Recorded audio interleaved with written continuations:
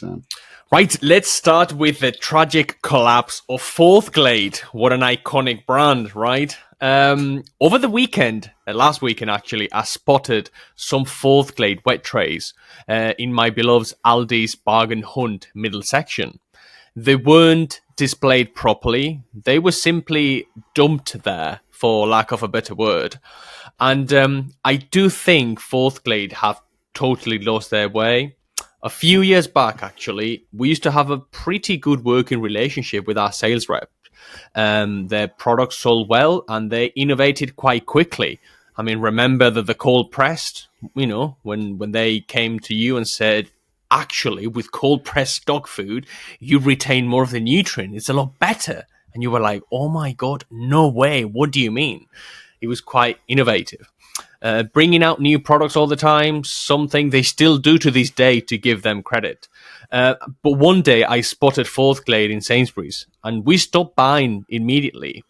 The sales rep kept trying to persuade us to buy it again and again, but we politely told him, listen, if a customer can get their dog food while shopping, I mean, why would they visit independent pet stores like ours? We pivoted to more premium wet food and treats, and like us, I suspect thousands did too. Now, Forthglade was acquired by IK Investment Partners in 2020, and they are arguably destroying the brand, as I'm saying. After investigating their financials, the top line sales growth is pretty impressive. They are growing, but growth at all costs, I think, is taking a toll on their business. The stocks have fattened over the last years, and they have been accumulating more and more stock. And I think they need to get rid of it.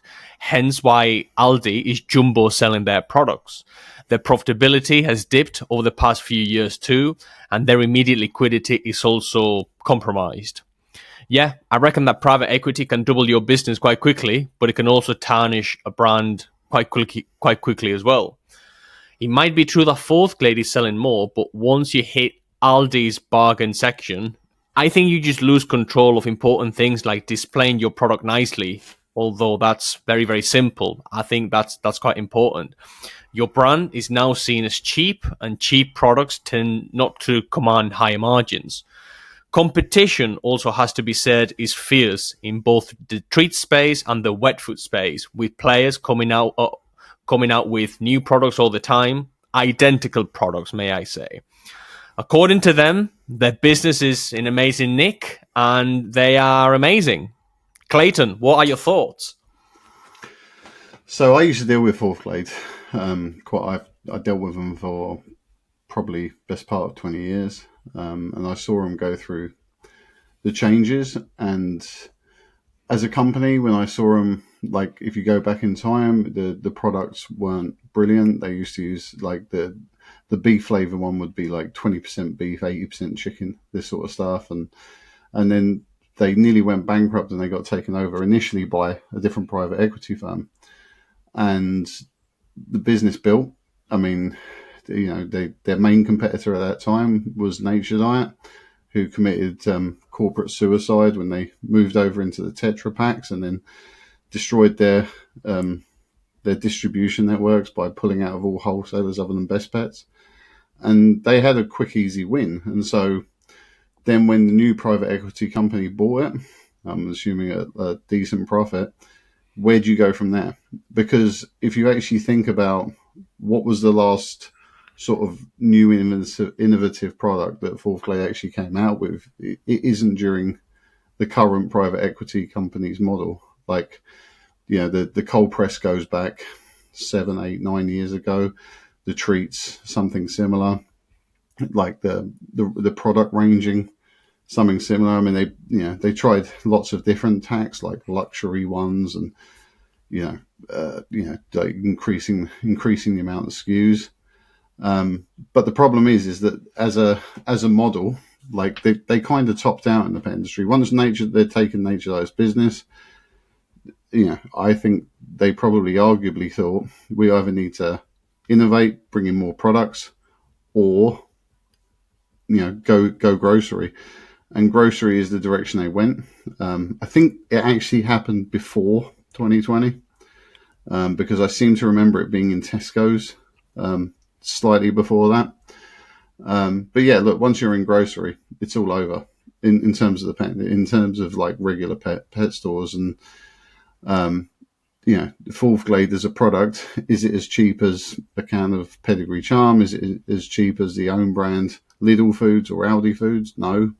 Is it easy for the customer to see where the value is outside of a pet store in grocery, where the average consumer looks at a product for around 1 second and looks for things like tasty and wholesome and natural, rather than what is the percentage of meat, like looking at the ingredients, because there's no like standard consumer walking around grocery looking at the backs of packets for what the ingredients lists are. So realistically, by turning themselves into a grocery brand, I think they're committing long-term suicide.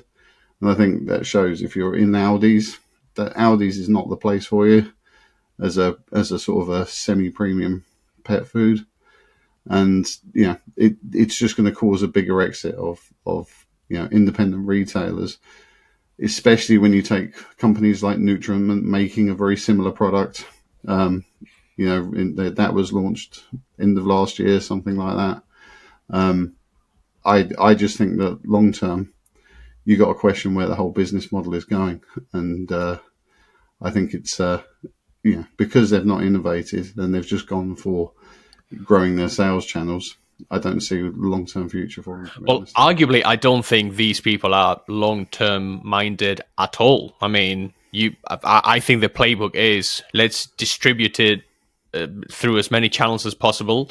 Let's grow top line at all costs, whatever the case might be, wherever you can find the product, and then sell it on.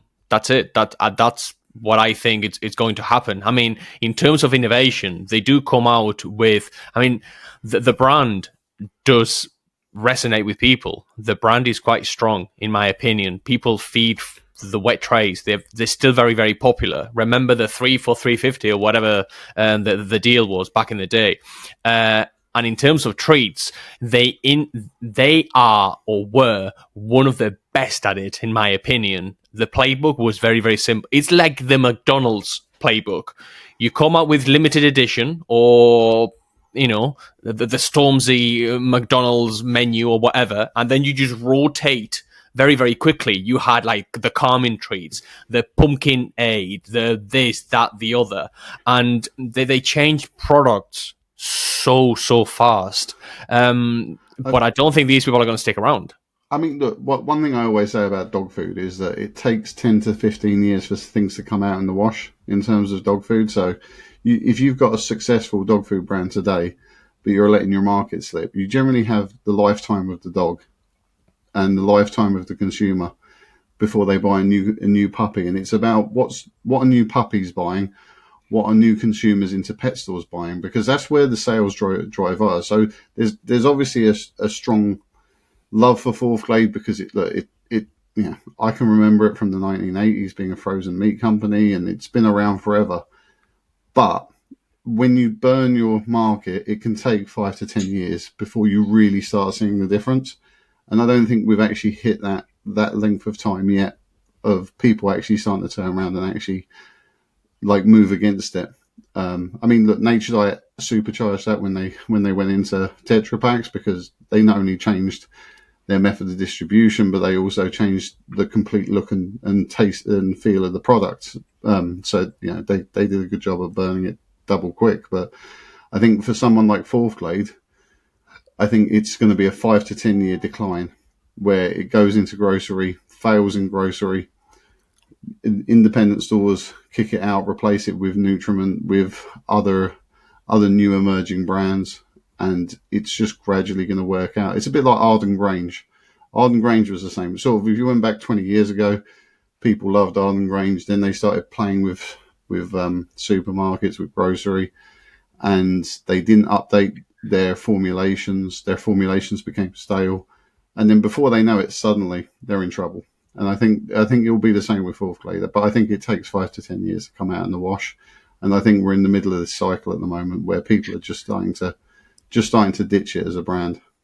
So, do you think that it's a matter for brands to stick to their own lane? And if you want to go grocery, go grocery. If you want to go independent. Or if you want like an omni-channel approach, and whether you are agnostic and you sell to anyone and everyone will take your product. What is your take there? I think like the Purina One approach is the way I would go. So if I was Forthglade and I wanted to be in grocery, fine.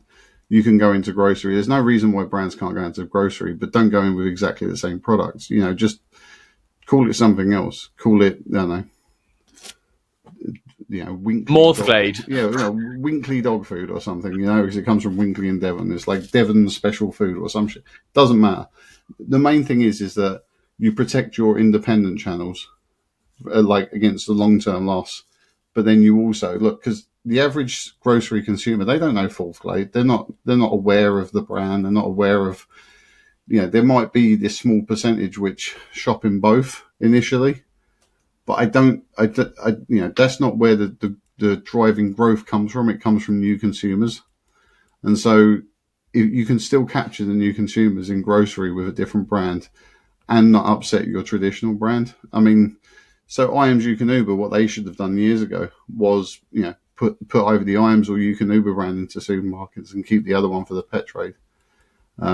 Because look, there's loads of companies out there like the Canada model, but if you take From in the United States, they're so busy because they only support independents that they don't really want to export, because they're so strong within the independent trade that there's no, they don't need to go anywhere else. And if they want to put another brand together that goes through grocery, then just rename it, call it something else. I don't think it's that complex, but I think obviously the supermarkets, they want the work from the pet stores, and which is the main driver for them taking it. So it's squaring that circle as well. Fair enough. We shall wait and see what happens with Forthglade.